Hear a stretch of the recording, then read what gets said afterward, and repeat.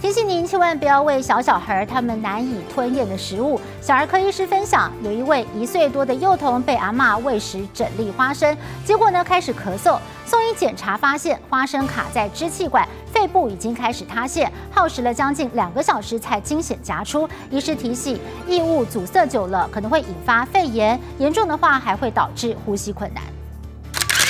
杯子里这一颗花生差点要了1岁多幼童的小命。日前有阿嬷喂食1岁多孙子整颗花生，花生卡在支气管里3天，出现咳嗽、有喘鸣声等症状。就医时，花生还长出肉芽，照 X 光，肺部出现白色，已经开始塌陷。医师历时近2小时才以支气管镜成功取出。有些不是一定是花生，有的是坚果，有的是硬超级硬的芭乐，那还有一个是那种我们手接的那种小吊饰，所以各式各样的东西都有。夸张个案还不止一例，有儿科医师分享，一名2岁大小孩一边嬉笑一边吃花生，结果突然呼吸困难，为了1颗花生进开刀房动手术。肺塌陷通常阻塞久了，可能就会有一些肺炎的问题，他可能就发烧，反复发烧，不断有浓痰这些状况这样子。要是很严重的话，那当然就是有呼吸困难的问题，严重到小朋友可能会意识改变。假如你进去的是什么汤圆、麻糬啊，那种很黏的啊。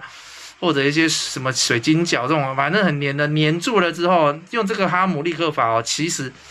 也不太容易弄出来。由于小孩吞咽与咀嚼能力尚未成熟，医师提醒4岁前不建议吃花生、坚果类、汤圆、硬石榴、野果等任何硬滑不易咬碎的食物，一个不小心就会滑入小孩气管，多一份小心就少一次意外，千万别让一时的疼爱变成孩子的苦难。记者蔡永恩、张新志台北报道。